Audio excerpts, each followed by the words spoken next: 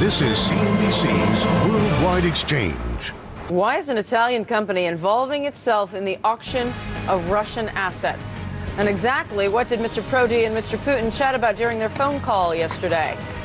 All that coming up here on Worldwide Exchange. Now, the Italian firm ENI and Enel have won the bidding for the gas assets of bankrupt Russian company Yukos. The lot included a 20% stake in Gazprom's oil subsidiary Gazprom Neft. It was sold for $5.8 billion. But the key here is that Gazprom then has an option to buy that stake back off ENI and Enel. So why have Italian companies entered into the auction that's been seen as pretty controversial? For more, we're joined by Robert to Amsterdam, Mikhail Khodorkovsky's international defense lawyer and partner at the Amsterdam and Perov. Thanks very much indeed for joining us, Robert. Now, because you've basically been accusing these sell-offs of Yukos assets as illegal. If that was the case, why would companies like ENI and TNK BP be involved in them and risk their reputations? Essentially, ENI, for instance, is the first victim of the gas OPEC. After Mr. Putin went to Algeria and formed an alliance between Gazprom and the Algerian Sonatrach, the Italians literally surrendered, because 70% of their market was then controlled by these two players. ENI is doing this dirty deed, if you will, at Gazprom's behest, because Gazprom is afraid of the liability, and because Mr. Medvedev is potentially going to be the next president of Russia, and has said he doesn't want to be personally exposed. Why state-controlled entities would engage in auctions that are facially fraudulent is beyond me to answer. But, you know, they could... Are you saying, does ENI have to sell? They have this option. Gazprom has this option to ENI. Does ENI have, if Gazprom exercises that option, does ENI have to sell it back to Gazprom? Well, look at what's happening at Kovicta. Look at what just happened at Sakhalin. Is there anyone who thinks that the Russians are actually turning to the rule of law when it comes to energy? What Gazprom gets or wants, it will get, period. Or it will change the law and destroy the courts to get it. Robert, this is Christine here in Asia. We know that Russian President Putin and we know the Italian Prime Minister Prodi discussed and talked over the phone. What do you think was discussed, and how much of the deal do you think was struck at the political level? This is an entirely political deal.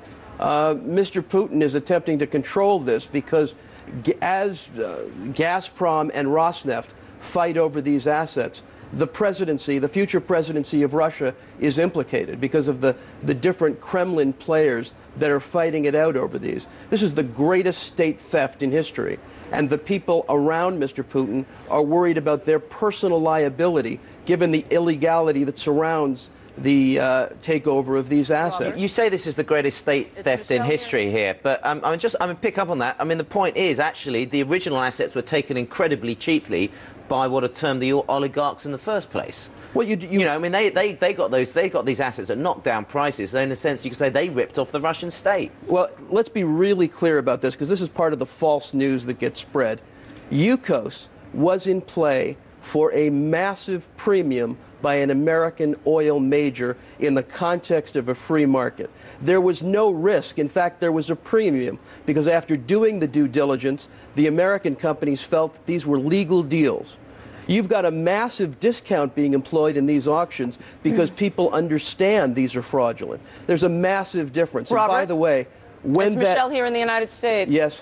I'm sorry to interrupt you, but in the history of the world, resource nationalism happens when resources are more valuable. I'm the biggest free marketeer out there, and I agree that there should be auctions. But the fact of the matter is, Putin's in charge. He says the rule of law is X.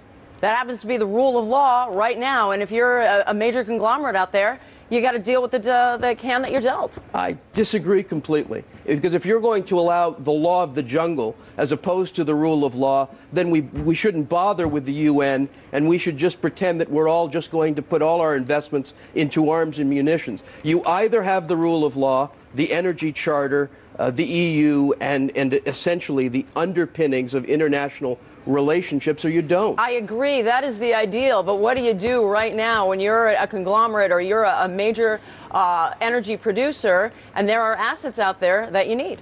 Essentially, you make it very clear that you are violating your own shareholders' trust, because when you buy for billions of dollars assets in a country that's facing an election in a number of months with the level of uncertainty and risk that's there, on top of what's happened in Sakhalin, what's happening in Kovicta to BP right now, when you give in essentially to extortion, you're not making a decision in favor of your shareholders, you're making a decision in favor of expediency, if you will. And you are in fact making decisions that have a tremendous political impact. We're outsourcing foreign relations to BP and ENI, and I don't think that's a smart idea. I'm curious, have you spoken with Mr. Khodorkovsky recently? Well, we can't, because the victim of these auctions is in a Siberian gulag. He's inaccessible by phones. He can't respond to what's going on to these assets that he built.